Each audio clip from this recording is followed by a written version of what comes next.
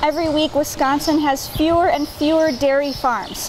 One local dairy farmer in Merrill is defying that trend, but he still has his own challenges to overcome.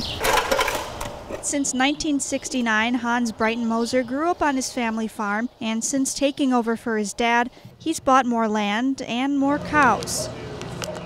His herd is now 450. I think my folks started with around 20 cows, and then it just sort of slowly but surely expanded and evolved from there. However, even though his farm is growing, other small family farms in the state are doing the opposite. Breitenmoser says many of the issues his farm faces are like other small businesses: rising costs of health insurance and competition from big businesses. But the biggest challenge to him is unique to dairy: no oversupply management. As long as our supply outpaces demand, it pushes the price down, price of raw milk down, and it makes it more and more difficult for smaller operators to compete.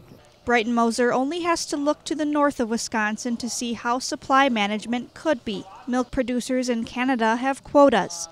This means they make only enough milk to match the demand. If the producers would work together and say, we're going to manage the oversupply, that means we could work as other industries do and say, we're not necessarily setting a price, but we're managing the supply that we crank out so that it can meet demand rather than constantly exceed demand. Breitenmoser believes oversupply management could help family farms be sustainable and reduce government aid. These subsidies cost American taxpayers about $20 billion every year. As for the future of small family farms in Wisconsin, Breitenmoser isn't sure what will happen. My sincere hope is that we've got as many farms as possible going forward. I mean, I think the more the merrier. But for now, he's focused on one thing. It's my job every day to make sure that every one of those cows produces, more milk than they did a generation ago, right? I mean,